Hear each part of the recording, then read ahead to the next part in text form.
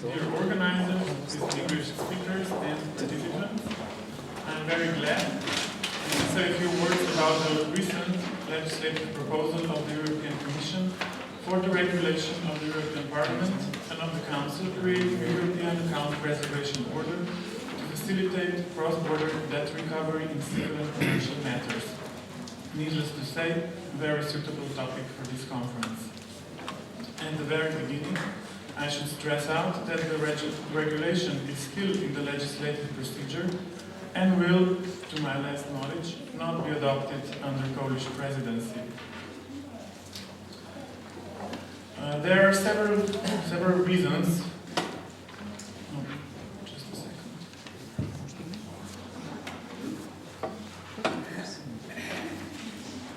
There are several reasons why the Commission, largely encouraged by small and medium-sized enterprises, took initiative and delivered this proposal. But in the very essence, four main shortcomings of the current situation can be identified. Firstly, the conditions for issuing orders preserving assets in bank accounts under national law vary considerably throughout the European Union. This makes it more difficult for creditors to obtain an account preservation order in some member states than in others, and encourages forum shopping. As European law currently stands, an additional problem results from the fact that provisional measures issued without a prior hearing of the debtor are not recognized and enforced in another member state under Regulation Brussels I, according to the jurisprudence of the Court of Justice. And this problem has already been addressed by Commission's proposal for revising Regulation Brussels I, as mentioned by Professor Riedan already. A second problem relates to the fact that in many member states it is difficult, if not impossible, for a creditor to obtain information about the whereabouts of his debtor's bank account without having recourse to the services of private investigation. This lack of transparency will often prevent a creditor from having access to this type of provisional measures. Thirdly, the costs of obtaining and enforcing an account preservation order in a cross-border situation are generally much higher than in domestic cases, which deters creditors from recovering their claims abroad with the help of the judicial system. If proceedings take place in a member state other than the creditor's domicile, the creditor will need a lawyer licensed to practice in the foreign jurisdiction to represent him before the court. In most states, it is not obligatory to be represented by a lawyer in proceedings for provisional or protective measures. Nevertheless, the creditor will usually seek legal advice in order to determine whether his case has sufficient prospect for success. Here are also the costs of translations, which add to the bill.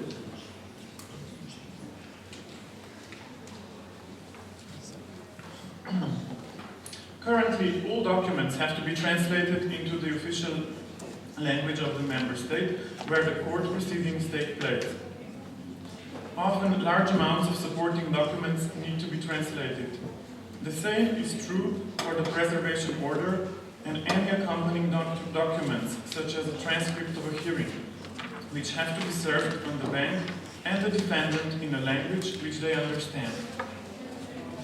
The envisaged initiative does not purport to eliminate these costs, but can contribute to reducing them. Namely, the regulation contains a standard application form with appropriate guidelines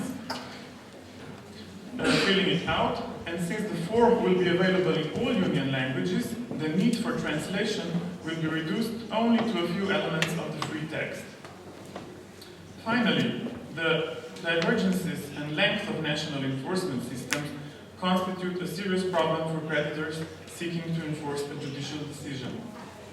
This jeopardizes the effectiveness of provisional measures like account preservation orders, which by definition depends on a swift implementation.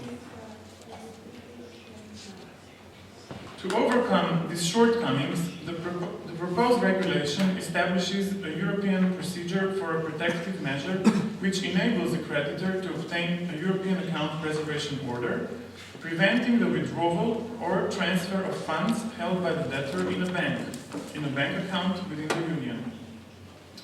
It should be pointed out that such an order shall be available to the creditor as an alternative to existing protective measures in the member states. The regulation applies to civil and commercial matters. The exclusions from the scope largely correspond to those of the Brussels I regulation. As in Brussels I, insolvency and social security are excluded from the scope, arbitration is equally excluded from the scope, even though there might be a case for allowing parties to an arbitration to have recourse to the European procedure. The inclusion of arbitration would entail complex questions which have not yet been addressed by EU law, meaning under which circumstances arbitral awards can be put on an equal footing with judgments, and it did not seem appropriate to the Commission to address them for the first time in this particular instrument. In contrast to Regulation Brussels I, the proposed regulation will apply to matters of matrimonial property regimes, of the consequences of registered partnership, and of successions, as soon the legal instruments proposed by the Commission in these two areas have been adopted and entered into application.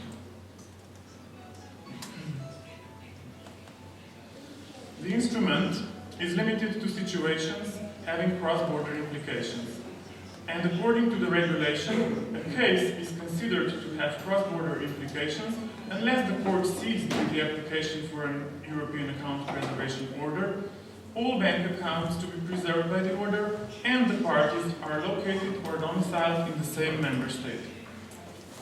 The approach to define these cross-border situations in a negative way has been inspired by Article 1 of the Hague Convention on Choice of Courts Agreements, and here on the slide I simply turn it around. So basically, a case is considered to have cross-border implications where one or more of the following three are located or domiciled in different member states.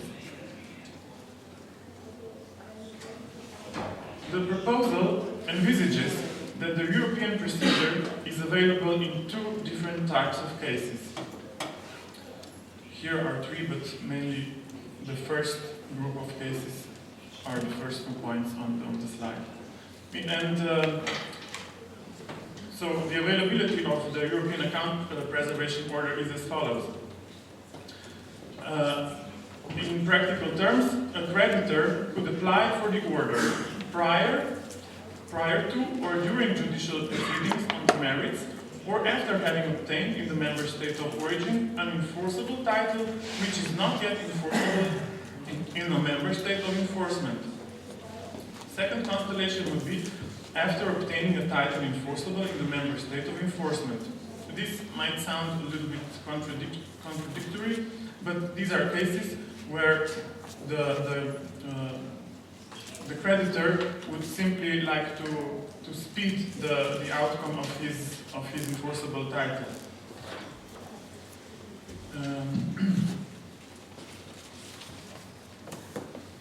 As a general rule, the courts of the member state having jurisdiction on the substance, as determined by European instruments or national law, are competent for issuing a European account preservation order. Alternatively, the order can be issued by the courts of the member state where the account is located.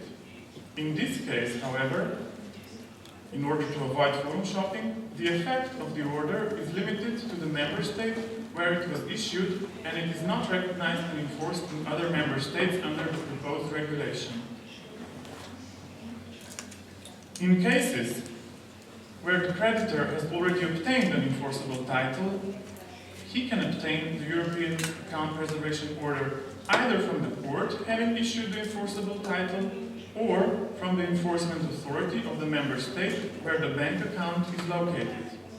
For this purpose, the regulation provides for that each member state designates an enforcement authority competent for issuing the order, the so-called issuing authority. Here it should also be reminded that rules on jurisdiction of this regulation do not prevent a claimant to seek protective measures under national law on the basis of Article 31 of Brussels I regulation.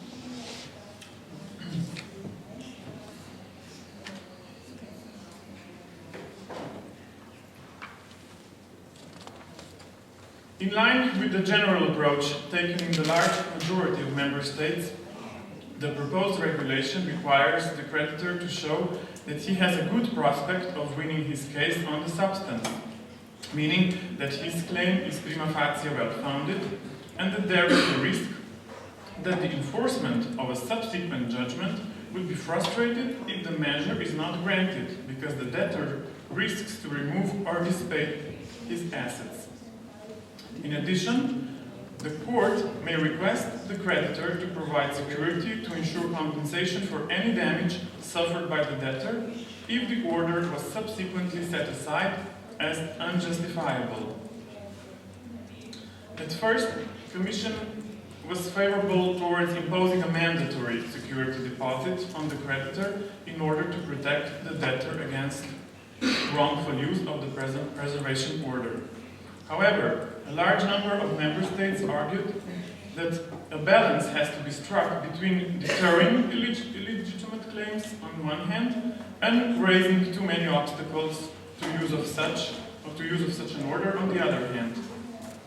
Therefore, the decision on providing a security deposit is left to the discretion of the court.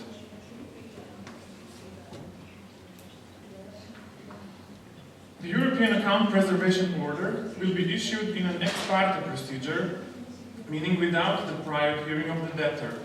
This will allow the so-called surprise effect of the measure to be preserved. In situations where the surprise effect is not necessary, because the account is currently pledged to another creditor, the claimant can, however, request that the procedure be inter partes.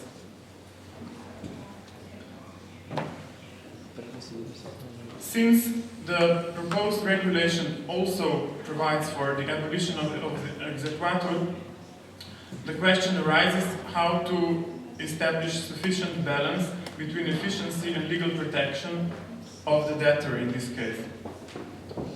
Here, the Commission proposes four safeguards, and these are as follows. First, the security provided by the claimant, then the responsibility of the claimant to initiate the proceedings on the substance in a time limit.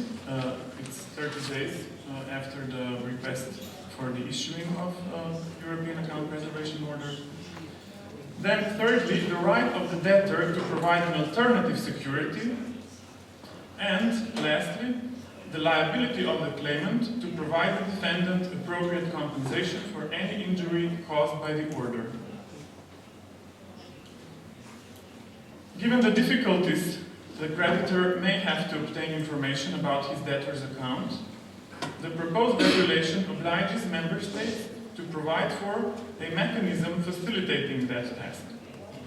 The regulation leaves member states the choice between two different mechanisms. Member states can provide for an order of disclosure, obliging all banks in their territory to disclose whether the debtor has an account with them. This is a very bold proposal because several member states are opposing it due to the bank secrecy. But alternatively, they can grant their enforcement authorities access to information held by public authorities in registers or otherwise. The latter mechanism also figures in Article 61 of the Maintenance Regulation, and considerations of data protection require that the personal information exchanged under this provision is limited to the information necessary for enforcing and implementing the order.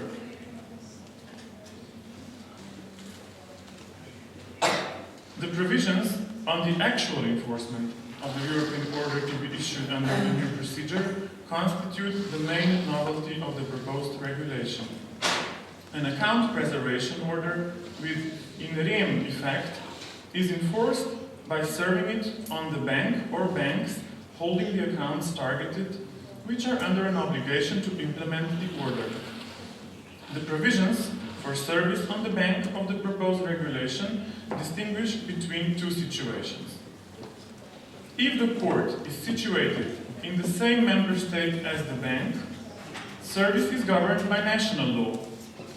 If service has to be effected across borders, this has to be done in accordance with Regulation number 1393/2007, with an important modification as to the method of service. The documents to be served are transmitted from the court of origin or the claimant directly to the competent authority in the member state of enforcement, which in turn serves them on the bank or the defendant. In comparison to other methods of service, or a free choice between different methods, this method of service has the important advantage of involving the competent authorities of the member state of enforcement. So this will not only ensure that the banks will receive the order through channels with which they are familiar with, but also to allow the competent authority to take into account ex officio amounts which are by law exempt from execution where so provided by the national law.